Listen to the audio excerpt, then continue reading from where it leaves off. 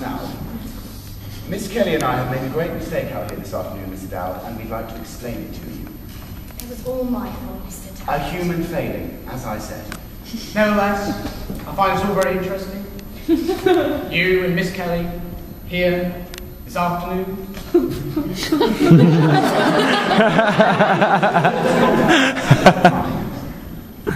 Indeed. You actually might be old-fashioned, Doctor, but I like it. Now, if I'd have spoken to your sister first, well, that would have been an entirely different matter. You really do surprise me, Doctor. I mean, I think the world of my sister, but I should have imagined she'd rather seen her day. You mustn't have any blame on your sister, Mr. Dowd. She's a very sick woman. It came in here suggesting that you were in need of treatment. Of course, that's perfectly ridiculous. Oh, we shouldn't get upset about me. I get along fine. Exactly, but she'd already spoken to Miss Kelly here, and we'd had a call from your family solicitor, Mr. Gaffney. Ah, yes, I know the man. Know his wife too. Beautiful woman. Yeah, he's a very good lawyer. She became extremely nervous and began a heated tirade on your drinking. Oh, that was Peter. She became hysterical. Oh, Peter shouldn't worry about my drinking. I take care of that. Exactly. I suppose you take a drink every now and then, just like the rest of us. As a matter of fact, I do, Doctor. As a matter of fact, I could do with one right now. In fact, so did I. Well, as a matter of fact, aren't we? Your sister's reaction to the entire matter of drinking was far too intense. Now, does your sister drink, Mr. Dowd? Oh, no. I don't think I've ever known Pete to take a drink. Well, I'm going to surprise you, because I think she has and does, constantly. You really do surprise me, Doctor. But it's not her alcoholism that's going to form the basis of my diagnosis. It's more serious than that. It was when she began talking so emotionally about this big white rabbit, that Harvey. Yes, I believe. Harvey's his name. She claimed you were persecuting her with this Harvey. Well, I wouldn't persecute Peter with Harvey. You shouldn't look at it that way. And now, before we go any further, I'd like to... Let me make my point first, Mr. Dowd. Make your point first. Now, this condition of your sister's didn't spring up overnight. Her condition stems from trauma. From what? Oh, trauma. It's spelled T-R-A-U-M-A. It means shock. There's nothing unusual about it. There's the birth trauma. That's the shock of the act of being born. That's the one we never get over. Mr. Dowd, that hasn't been Miss Kelly. Oh, yes, Doctor. Oh, thank you very much, my dear. And may I say the same to both of you? Now, to sum it up, your sister's condition is serious, but we can help her. She must, however, remain out here. Temporarily, of course. Oh, well, I've always wanted Vita to have everything she needs, but I wouldn't want her to stay out here unless she likes out here and wanted to stay. Shh.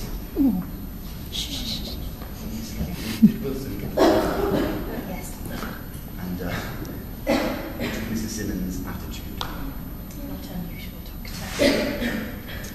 Now, Mr. Dowd, if this was some ordinary delusion, something reflected on in a memory picture, in other words, if this was something she had seen once before, well, that would be one thing. But, I mean, it stands to reason that nobody has ever seen a white rabbit 6 feet high. Not very often.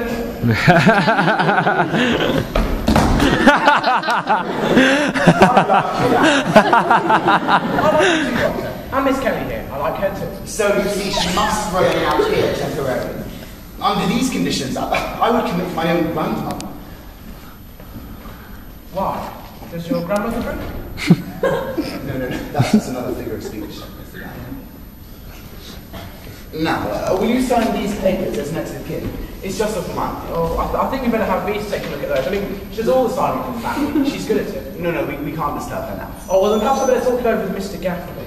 No, you can explain it all to him later. But say I advised it. It isn't as though you couldn't come in here and make inquiries at any time. I'll make out a full visitor's pass. Oh, would you do that, Doctor? Of course, we'd be glad to have you. Now, when would you like to come back? Say, Tuesday, Friday? Well, as you and Miss Kelly here have both been so pleasant, I could come back right up to dinner. Well, we're very busy here, Mr. Dowd, but I expect that will be okay. Well, I needn't go now. I'm not very hungry. Well, glad to have you, but we've got a little work to get on with upstairs. But now, I tell you what you might like to do, sir. What might I like to do, sir?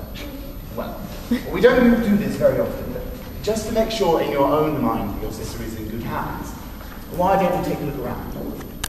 Now, through this door and to the right is the occupational therapy room, and then through this corridor to the left is the library and the diet kitchen. Well, perhaps for Vita's sake, I better take a look at that. And I must say, Mr. Dard, I've enjoyed having this little chat with you. I've enjoyed it too, Doctor, meeting you and Miss Kelly. And I must say that for a layman, you show an unusually acute perception into psychiatric problems. Is that so, Doctor? I didn't think I knew anything about it. I mean, nobody does, do you think? Well, the good psychiatrist isn't found under every bush. Oh no, you haven't picked the right bush. Now, since we all seem to be enjoying ourselves so much, let's keep right on with it. I'd like to invite you both down to Charlie's place to have a drink. When I enjoy people, I like to stay right with them. Well, I'm afraid not, Mr. Dard, but some other time we'd be glad to. When would you be glad to? Well, we're very busy here, as I said, and Miss Kelly and I don't get off work until 10 o'clock. Oh, then we'll all go out to Charlie's place at 10 o'clock tonight. I'm afraid that's not possible, Mr. Dowd. Oh, why not? Well, Dr. Chumley doesn't approve of members of the staff fraternising. Miserable old so-and-so. But since you've been so understanding, perhaps we can manage it. Well, let's settle it then. We'll all go to Charlie's place at 10 o'clock tonight, and the four of us will have a happy evening. Now, I want you both to become friends with a very dear friend of mine, but later on you say, and later on it shall be. Miss Kelly, your servant, Dr. Sampson, your friend, a tuteleur. I say, Doc, that was a good one about the bush. Phew, now I can breathe again. That was a close shave, all right. You know what, Miss Kelly, that man is proud. What he has to be proud about, I have no idea, but I played up to that pride. You can get to almost anybody if you like. Dr. Sanderson, you say you can get to anybody if you only know how. How's that? Oh, it takes study, Miss Kelly, years and years of specialised training. There's only one thing I don't like about this Dowd business. What's that? Having to make that date with him. I mean, of course, this man is left here as good a friend and booster of this sanatorium, so I suppose there's no harm in it, but you don't have to go. Oh? Oh, there's no point in it. I mean, I'll sit there, pat him on the head, and then leave. I've got a date tonight anyway. Oh. By all means, I didn't intend on going anyway. The idea bores me stiff. I wouldn't go if it was the last thing I ever did. I wouldn't go if my whole life depended on it. What are you getting so emotional about? He may be a funny man with peculiar clothes, but his manners were perfect. I saw you getting off with him. I didn't miss all that. He didn't sit down until I sat down. He called me lovely. I'd go and have a drink with him if you weren't going. Of course you would. And look at him. All he does is sit in bars. Oh, but you sit there and let him flatter you. Now really, Miss Kelly, you're a lovely woman, but... Oh, listen to me for 1 second, because this is... Dr. Sanderson, Miss Kelly. Yes, Doctor. Tell the gardener to run more carefully around those prize dahlias of mine. They'll be ready for cutting next week. Now, the issue of the woman with the big white rabbit, is that all being smoothed over? Yes, Doctor. Once I've had many patients out here who saw, well, I've never had a patient with an animal quite that large. Yes, Doctor. I believe she called him Harvey. An unusual name for an animal of any kind. Harvey is a man's name. I've known several men in my time by the name of Harvey, but I've never heard of that name whatsoever. I mean, no. I shall go upstairs with you and look in on this woman. It may be we can use my Formula 977 upon her. I shall give you my advice, Miss Granwood. Thank you, Doctor. And now may I ask, whose is that hat and coat, and what is it doing on this table? I don't know, Doctor. Did Mr. Darcy give it, Miss Kelly? No, perhaps it belongs to one of the patients. Hand me that hat. No name inside. This type of hat never appealed to me, you see. I preferred a Homburg. What's this? 2 holes cut into the crown of the hat, see? Some new fad, take them away, and I'll get rid of them.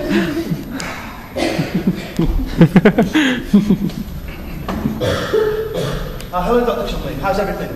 Fine, thank you, Wilson. Look, someone needs to give me a hand with that Simmons woman. Order a straitjacket or something. She's terrible.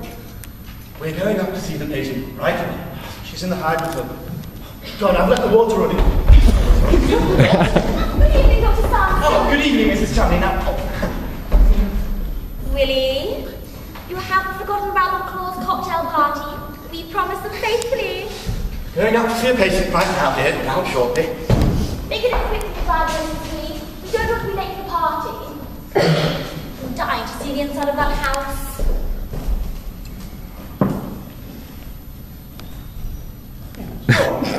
Good evening. Oh, good evening. I'm Mrs. Chumley, Dr. Chumley's wife. Oh, Dow's name, Elwood P. Dow. Here, let me give you one of my cards. If you want me, call me at Charlie's place. I've been to Ainsmart. Thank you. Can I help you with something? What did you have in mind? You seem to be looking for someone. Yes, I'm looking for Harvey. I went off without a Brazilian. Harvey? Is he a patient here? Oh no, nothing like that. Well, he works here then. Oh no, Harvey doesn't work here. He's just my best friend. He's also a cooker. Yeah, he came out with me and my sister Vita this afternoon. Where was he when you last saw him? Sitting in that chair with his hat and coat on that table. Well, there doesn't seem to be a hat and coat anymore. Perhaps he left. Apparently, I can't see him anywhere. What was that word you said just now? Puka? Yes, that's it. Is that something new? Oh no, as I understand, it's something very old. Really? Well, I haven't heard before. I'm not surprised at that. I hadn't heard of it before I ran across him either. Yep, I'd love to have the pleasure of introducing you sometime. I'm sure it'd be quite taken with. It's very nice of you to say so. Not at all. When Harvey takes a liking to people, he expresses himself quite definitely. But if he's not that interested, he'll sit, like an empty chair, or an empty space on the floor. Yes, Harvey takes his time making up his mind about people. Choosing, you might say. That's not a bad way to be in this day and age. Now, Harvey is fond of my sister Vita, and that's because he's fond of me, and my sister and I come from the same family. Now, you'd think that feeling would be mutual, wouldn't you? But Vita doesn't seem to care for Harvey. Isn't that rather too bad? I don't know, Mr. Dowd. I gave up years ago trying to make my family like my friends. It's useless. Well, we must keep trying. There's no harm in trying. Because if Harvey said it to me once, he said it to me 100 times, Mr. Dowd, I'd do anything for you.